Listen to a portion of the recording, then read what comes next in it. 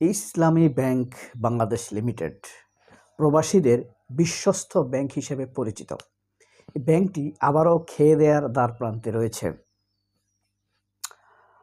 শেখ হাসিনা পালানোর পর ব্যাংকটিতে আক্রমণ করেছিল বিএনপির যুবদলের সন্ত্রাসী নয়ন।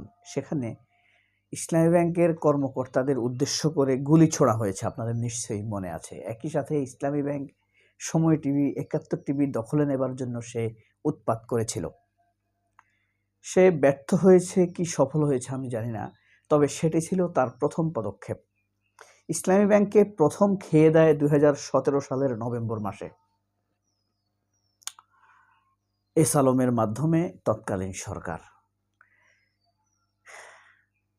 তারপরে অল্প সময়ের জন্য ব্যাংকটি তার সংশ্লিষ্ট কর্তৃপক্ষের কাছে যায়, কিন্তু আবারও আক্রমণ চালায় নয়ন এস আলমের পক্ষ থেকে সালাউদ্দিন আহমেদ।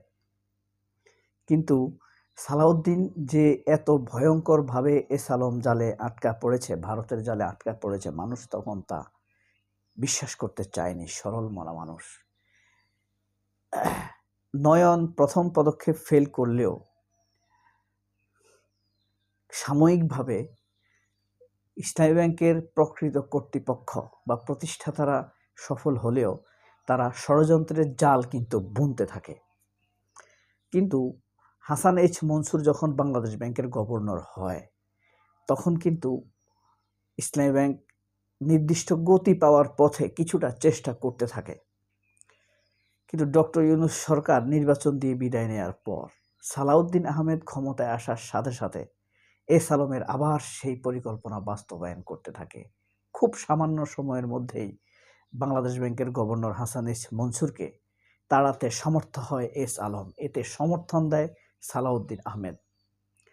নয়নের সেই প্রথম পদক্ষেপ আবারও সফল হয়ে যায়।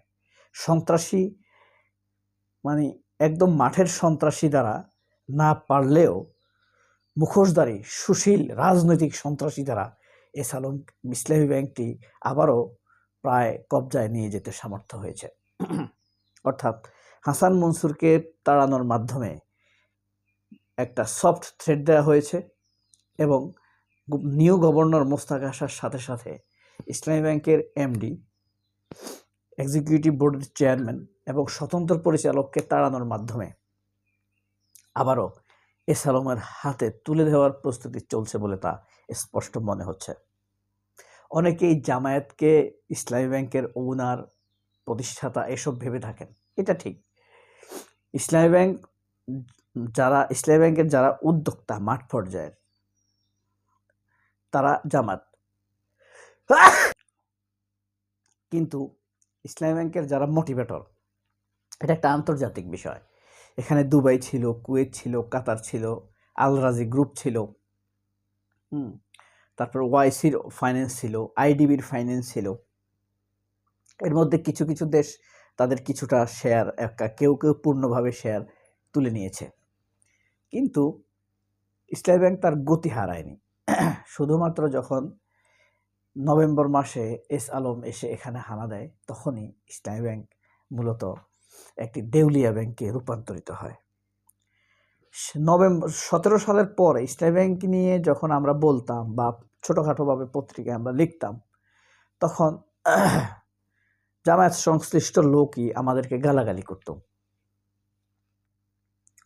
তবে ফেসবুকে আমি ইসলামী ব্যাংকের বিরুদ্ধে বা ইসলামী ব্যাংক খারাপ অবস্থায় আছে এরকমটা করিনি। যে ছোটোখাটো কয়েকটা পত্রিকা আমি লিখেছি যে ইসলামী ব্যাংক আসলে চলে যাচ্ছে।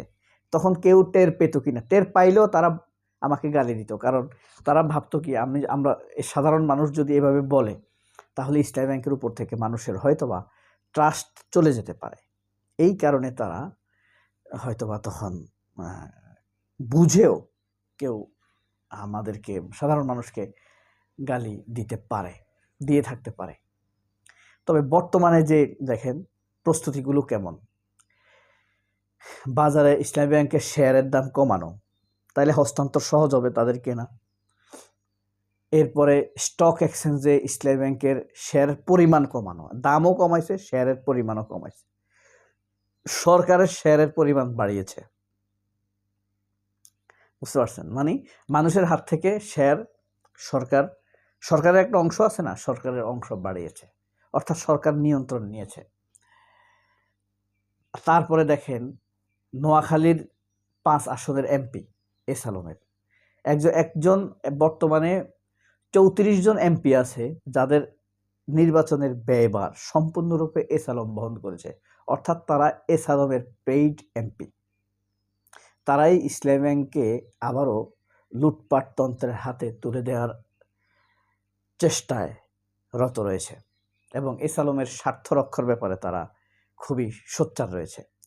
এর মধ্যে আরেকটি দারুণ ব্যাপার আপনারা খেয়াল করবেন, দারুণ বলছে এই কারণে সংশ্লিষ্টতা, যেমন বাংলাদেশে আরও যে কয়েকটি ইসলামী ব্যাংক আছে, যেমন এক্সিম ব্যাংক, আল আরাফা ইসলামী ব্যাংক, ফার্স্ট সিকিউরিটি ইসলামী ব্যাংক,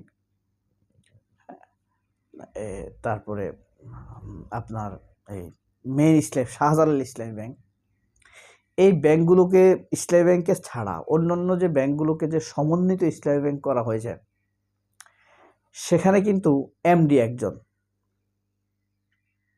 এমডি আলাদা আলাদা, চেয়ারম্যান একজন, এবং সেখানেও ওই অন্যান্য ব্যাংকের সমন্বিত করার জন্য সব ব্যাংকের যে একজন প্রতিনিধি আছে, ডক্টর ইউনূসের সময় হাসান এস মনসুর যে প্রতিনিধি দিয়েছেন তাদেরকে সরিয়ে, অর্থাৎ স্বতন্ত্র পরিচালক যাকে বলে, তাকে সরিয়ে এই মোস্তাকুর রহমান যাদেরকে দিচ্ছে ইসলামী ব্যাংকে, সোশ্যাল ইসলামী ব্যাংকে, শাহজালাল ইসলামী ব্যাংকে, ফার্স্ট সিকিউরিটি ইসলামী ব্যাংকে, সবগুলো কিন্তু আবার এস আলমের প্রতিনিধি দিচ্ছে, যেন এস আলমের যে ডকুমেন্টস বা তথ্য প্রমাণ রয়েছে অর্থ আত্মসাৎ বা অর্থ পাচারের, সেগুলোকে ডেমোলাইজড করে দেওয়া যায়। বিএনপির সময়ে যারা ইসলামী ব্যাংক বা এস আলম এসব ব্যাংক নিয়ে কথা বলে তারা আসলে ঝুঁকিতে রয়েছে। বিএনপি না পারে সৎ লোকদেরকে প্রোটেকশন করতে, না পারে নিজের লোকদেরকে প্রোটেকশন করতে, তার উপরে যারা বিএনপির উপকার করে তাদেরকেই কিন্তু বিএনপি সাইজ করে দেয়। কারণ বিএনপি সবসময় মূল্যায়ন তাদেরকে করে যারা বিএনপিকে সাইজ করে। এই কারণে মানুষ বিএনপিকে সাইজ করার তালেই থাকে। এই যে এখন বিএনপির যে কর্মতৎপরতাগুলো চলছে, সবগুলো নিয়ে জুয়া খেলা চলে। অর্থনীতি নিয়ে তো জুয়া খেলা চলে না। অর্থনীতিতে একবার সাইজ পড়ে গেলে এই ফ্যামিলি কার্ড, এগ্রিকালচার কার্ড সব তোল্লা হয়ে যাবে। আর হাসিনার পথে খুব দ্রুত পা বাড়াতে থাকবে সালাউদ্দিনেরা। সেই বাঁটে হয়তো 2008 সালের মতো চিপায় পড়ে যেতে পারে তারেক রহমানও। তখনও ব্যাপারটা এমনই ছিল। সবাই অনেক ভালো থাকবেন। আল্লাহ হাফেজ। আসসালামু আলাইকুম।